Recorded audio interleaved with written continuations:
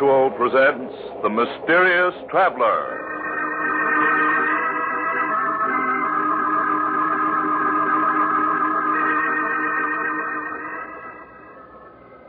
This is The Mysterious Traveler, inviting you to join me on another journey into the realm of the strange and the terrifying. I hope you will enjoy the trip, that it will thrill you a little and chill you a little. So settle back and get a good grip on your nerves, if you can. Where are we going? Well, let us say for the moment we're taking a little trip into time and a story I call New Year's Nightmare.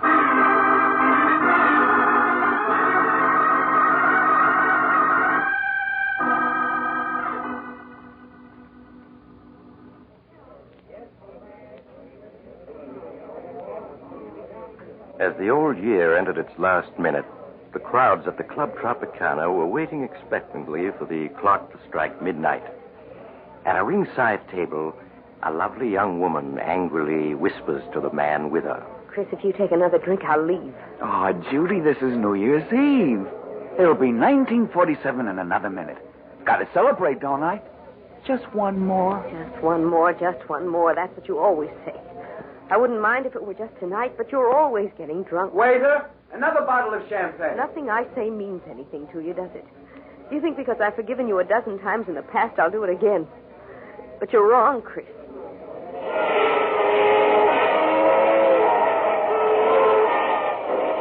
Happy New Year, darling. 1947 is going to be our year. No, Chris, it isn't. I won't marry a man who gets drunk in New York and wakes up the next day in another city. Oh, Judy, what are you saying?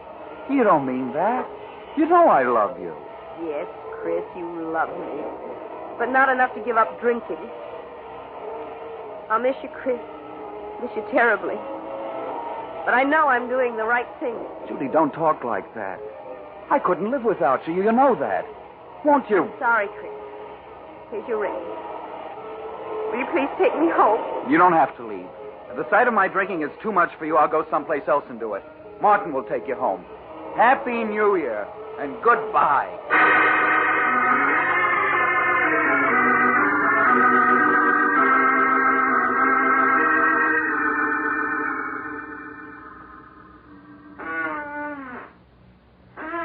Do you mind finishing that drink, mister? It's 5 o'clock in the morning and I'm dead on my feet. Sure, I'll drink up. No matter what she says. That's right. Now you better go home and sleep it off. Good night and a happy 1947 to you. Thanks. And the same to you. Cold. Gotta find another bar. New Year's. Gotta celebrate. Another bar across the street. Oh, gotta celebrate. Hey, mister, look out for that car. You're gonna get run down if you don't. Look out!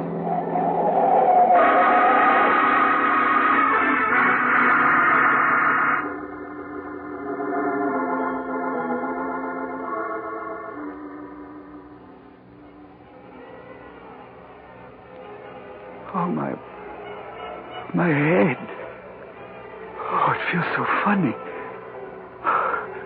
What's that noise? Those horns. Well, darling, it's midnight. New Year's. Oh, my head, it's throbbing so. Where am I? How did I get here? Why, darling, you live here. Live here? What are you talking about? Charles, I'd better call Dr. Smith. You look so strange. Hello? Connect me with Dr. Smith's apartment, please. Never seen this place before. Hello, Doctor? This is Blanche Arnold. Yes, it's Charles. He isn't well. Could you come to our apartment at once? Oh, thank you. Goodbye. What do you mean, I live here? Who are you? Where am I? I'm your wife, Charles. This is our home, don't you remember? You're my wife. You can't be. I'm not married. What am I doing here? What's your game? Charles, can't you remember anything about us? What are you talking about? I never saw you before. And why do you keep calling me Charles? My name is Chris. Chris Andrews. Chris Andrews. So that's what the initial CA stood for. Oh, that noise out there. What are they making such a racket for? Because it's midnight, New Year's Eve. Midnight? New Year's Eve? But it was midnight hours ago when I left the Club Tropicana. What are you talking about? Oh, that must be Dr. Smith. I'll answer it. Dr. Smith? I don't know any Dr. Smith. Oh, come in, Doctor. I'm so glad you're here. I think it's the amnesia. It seems to have left him all of a sudden. Charles? It's Dr. Smith. I don't know him, and I don't know you. And please stop calling me Charles. I told you my name is Chris Andrews. Mm-hmm. Won't you sit down, Mr. Andrews? I'd like to talk with you for a few minutes. What about? Tell me, Mr. Andrews, what's the last thing you remember before finding yourself in this apartment? Why, Judy. She and I were at the Club Tropicana, celebrating New Year's Eve. I see. I remember we quarreled about my drinking. I walked out on her and had a few drinks someplace else. Mm-hmm. That's all I can recall. Oh, my head. I've had hangovers, but I've never felt like this before. What time is it? It's just 4 minutes after 12. But it can't be 4 minutes after 12 New Year's Eve. That was hours ago when I left the Tropicana. Mr. Andrews, that was New Year's Eve, 1947. What do you mean, that was New Year's Eve, 1947? This is New Year's Eve, 1948. 1948? What are you talking about? It's 1947. Well, here's the morning paper. You can see the date for yourself. Thursday, January 1st, 1948. No, it can't be. It can't be. A year gone? Just like that? But where did it go? I haven't lived it yet. Perhaps you'd better let me clear up a few things for you. 1948. My name is Smith. I was a resident physician until recently at the Park Hospital. While I was on duty last New Year's Day, 1947, you were brought into the hospital seriously injured, having been run over by a car. When you recovered consciousness 5 days later, you didn't know who you were. You were a victim of amnesia. Amnesia? Yes, and we didn't know who you were as you had no identification papers. But my wallet, letters... They were gone. The only clue to your identity was a belt buckle with the initials CA on it. We didn't know your real name, so I called you Charles for the C. Blanche was your nurse. I've always liked the name Charles. And as for your last name, we thought Arnold was as good as any, so you became Charles Arnold. But what have I been doing since the day I recovered consciousness?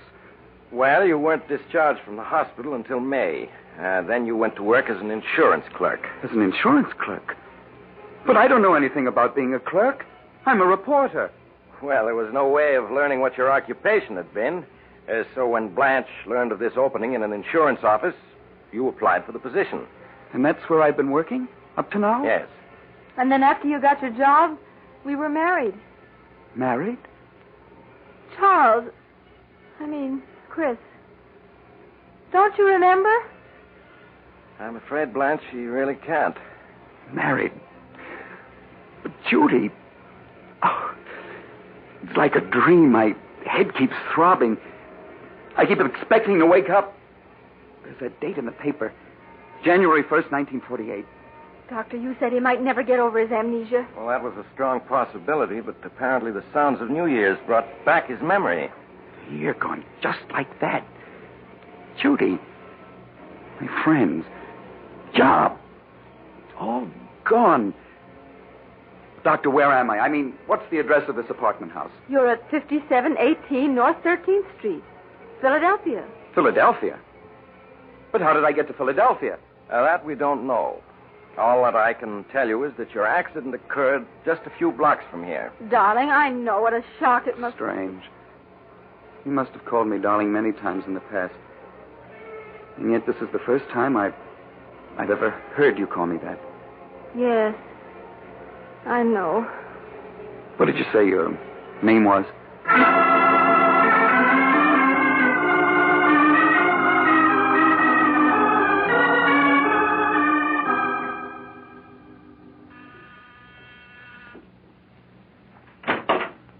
Oh, hello, Doctor. Come in, won't you? Thank you. How are you, Blanche? All right, I suppose. How's Chris getting along? He's fine. It's just... Why, Blanche, what's this? I've never seen you cry. Here. No, it's just that everything's so changed. Those 6 months Chris and I were married before he regained his memory were the happiest of my life. And now? This past month since he got his memory back, it's been as though I were married to a stranger. It isn't as though he doesn't try to be nice to me, but it's also obvious he doesn't love me. Now, Blanche, you mustn't say that. It's true, I tell you. How can a man love a woman those first 6 months as he loved me and then fall out of love with her when he's regained his memory? You must have patience, Blanche. It will take time for Chris to adjust himself to what's happened. He fell in love with you as Charles Arnold, and I'm sure he will as Chris Andrews. You just must give him time. Chris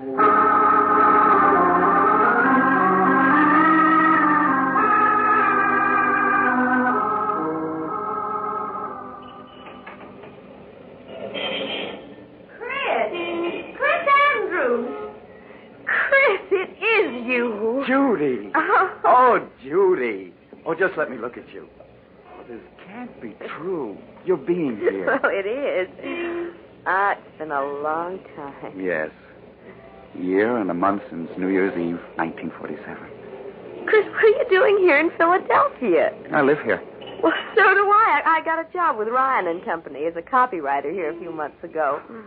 Look, Judy, we can't talk here on the sidewalk. That's right. Well, look, I live only a few blocks from here. We can go to my apartment. Oh, that's fine. There's so much I want to ask, and there's so much to tell.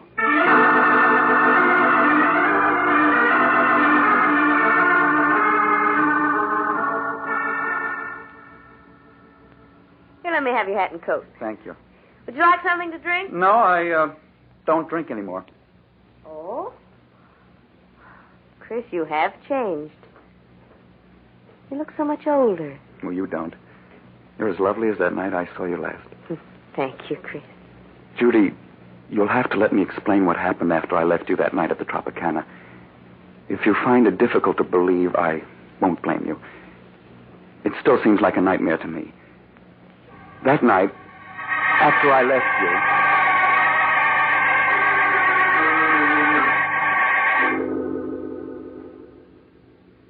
And so now you know everything. From the moment I last saw you to this one. Oh, no wonder you look different after having gone through an experience like that. Well, you're all right now. You know who you are. You're happily married. You have a job. I'm not happily married, Judy. Chris, you mustn't talk like that. Surely you must have loved your wife if you married her, and she hasn't changed. Judy, there's never been anyone for me but you. You know that. And you still feel that way about me. No, I don't. When we met tonight, that old look was still in your eyes. You do care. You know you do. Please, Chris, no matter how I feel about you, it's over now. You're married, and that's all there is to it. I wish you'd go, and I don't want to see you again.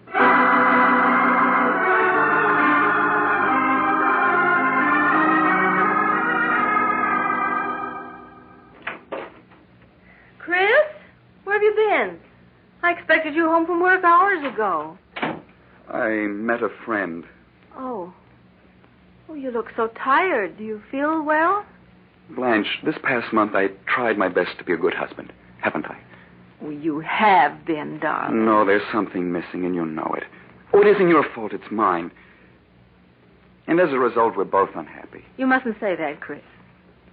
I feel that in time, things will be as they were when we were first married. When you were Charles Arnold. No, but they won't be, Blanche. It's no use, I tell you. Chris, who is the friend you met tonight? The girl I was once engaged to. I see. Blanche, you've got to give me a divorce. No, Chris. I'll never do that. But why? You know I don't love you. What's the sense in going on like this? Chris, when you were Charles Arnold, you did love me, and we were happy together. I had your love once, and I mean to win it back. I won't give you a divorce.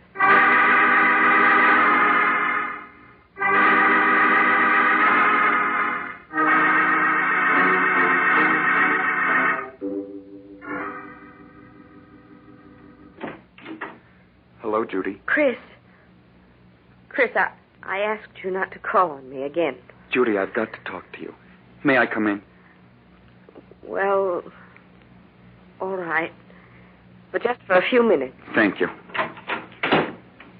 Judy, even if we hadn't met again a week ago, things wouldn't have been any different between my wife and myself. I'll never love her. And I'm not going on with her. What do you mean, Chris? I'm going to leave her, Judy, and start all over, someplace far away. I just came around to say goodbye. Are you set on leaving her? Yes. Nothing can change my mind about that. Now, you've got to understand my position, Chris. I could never be happy with you if I thought I'd been the one who came between you and your wife. But if you are going to leave her, I would like to see you again when you're free. Would you, Judy? Yes. But I don't want to see you until she's given you a divorce. Divorce? Judy, I am going to be free. Nothing's going to prevent it. Nothing.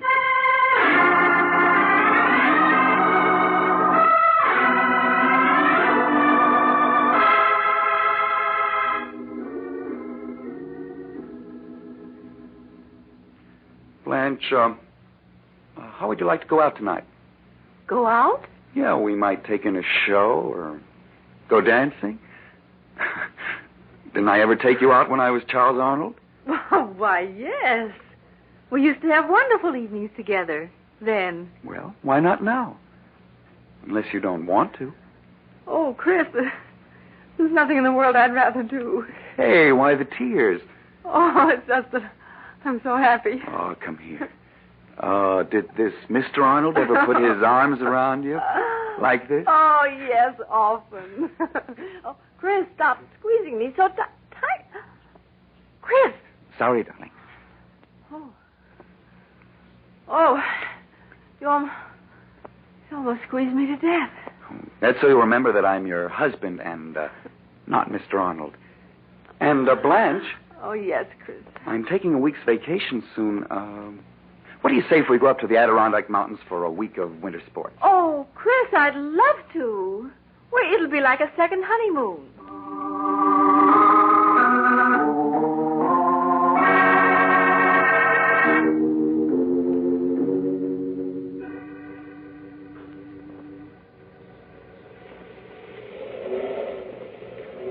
Blanche, you all right? There's only a few more feet to the top. I'm coming, darling. Where are you? Oh, there you are. Oh, Chris.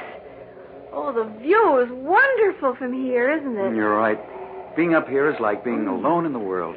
Yes, just the two of us. Oh, this past week's been a wonderful one, Chris.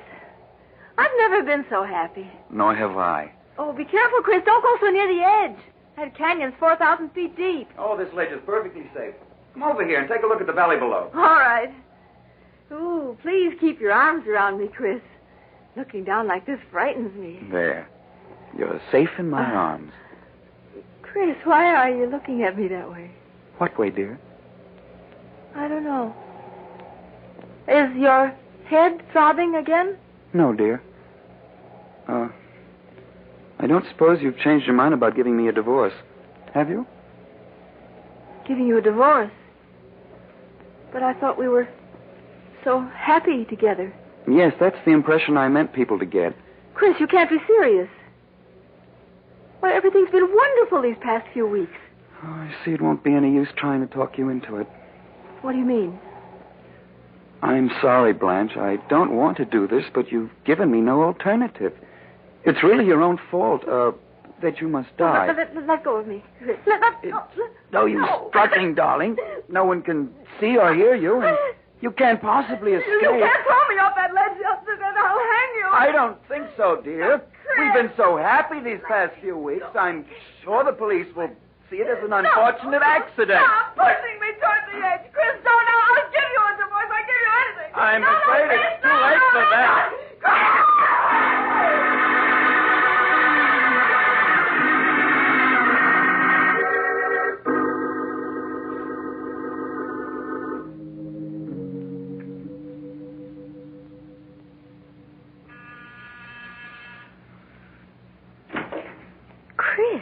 Good evening, Judy. May I come in? Why, yes, of course. How are you, Chris? Oh, I'm all right. I want to thank you for the note you sent me when Blanche died.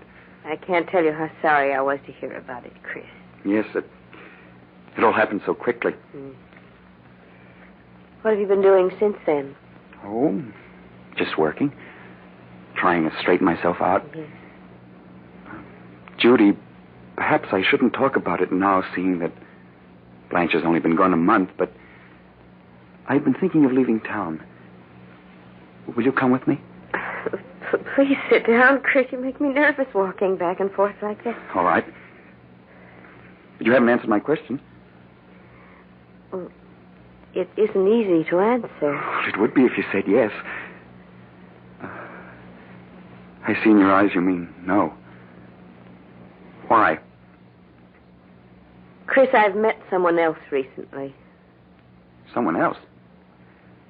But you said if I were free, you'd marry me. I didn't say I'd marry you. I said if you were free, I'd like to see you again. But now I'm not even sure of that. You're so different from what you used to be. Stop being clever. If you didn't say you'd marry me, you implied as much. Please, Chris, you're making it so difficult for me. I'm making it difficult for you.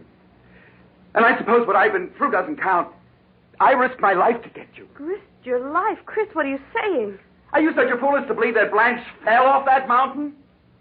Chris, you didn't. Yes. And I did it because you said you'd marry me if I were free. Oh, no, I meant a divorce. But she wouldn't give me a divorce. It was the only way I could gain my freedom. And now you tell me there's someone else. Oh, Chris. I did it for you. And you're going to marry me. No, I won't. If I can't have you, no one else will. Chris, what's the matter with you? Chris! We were meant for each other, darling. In life and in death. Chris, if you come any closer, I'll scream for help. No, don't. Chris, no! You won't marry me. You'll never marry anyone else. There. He'll never have you. Open up in there. Miss Winters, are you all right? Call the police. I didn't want to do it, darling. But you forced me to. Oh, my head. It throbs so. Everything's like a nightmare. Open up in there. This is the police. The police? I've got to get away.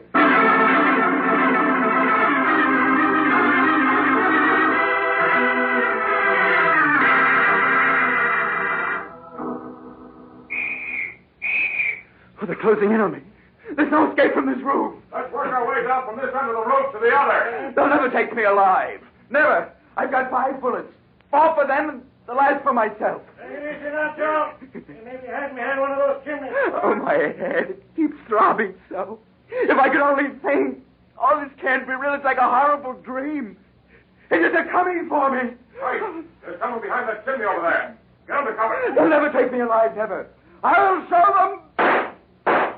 Keep down, Mike. Why don't you come and get me? If I shoot it out with me, huh? I'll show you. Come on, Mike. His gun is empty. Oh, empty. You'll never take me alive. Never! He's climbing up on the ledge. It's 15 stories down. I'm coming, Judy. I'm coming. He's going to jump. I'm falling. Falling!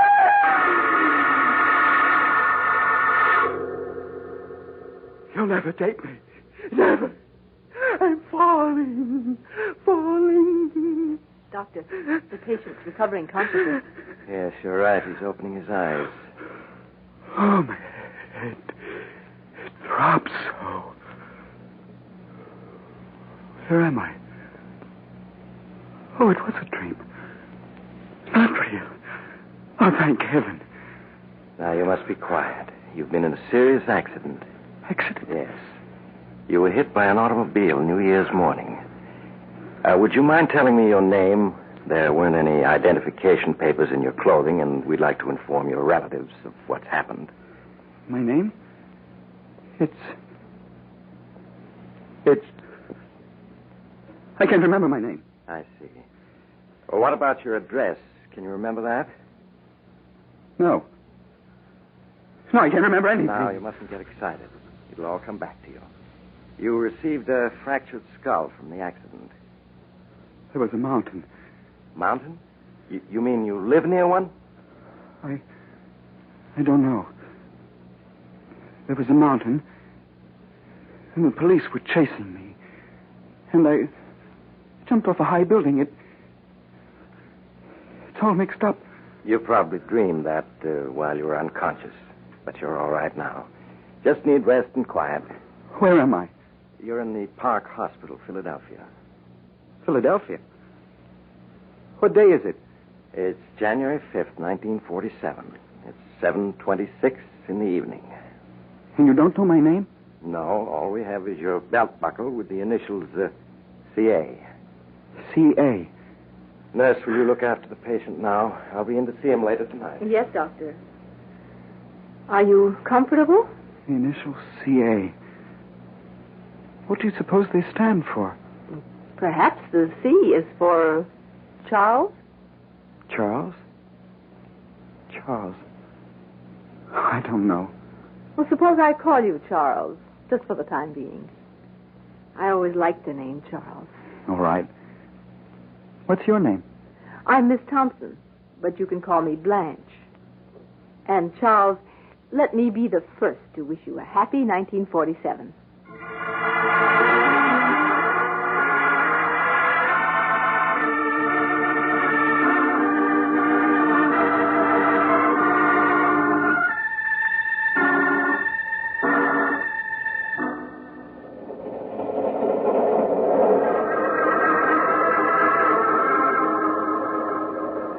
This is the mysterious traveler again. Have you enjoyed our little trip? Oh, by the way, I want to wish you all a very happy New Year. And I do hope you'll be careful about making new acquaintances. And perhaps you'd better keep an eye on the old ones, too. For after all, who can foretell the future? Not even Chris Andrews, or should I say Charles Arnold, knows what's in store for him. But we do, don't we? And speaking of the future, Oh, you're getting off here. I'm sorry. But I'm sure we'll meet again. I take this same train every week at this same time.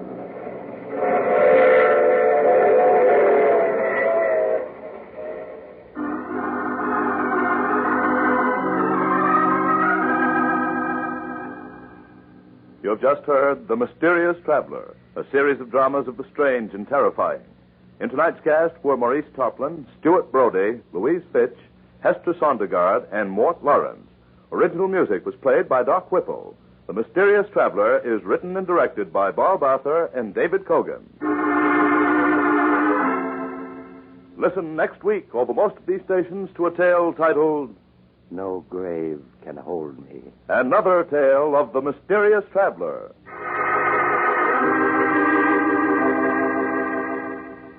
The Mysterious Traveler has been presented from our New York studios. Carl Caruso speaking. This is the Mutual Broadcasting System.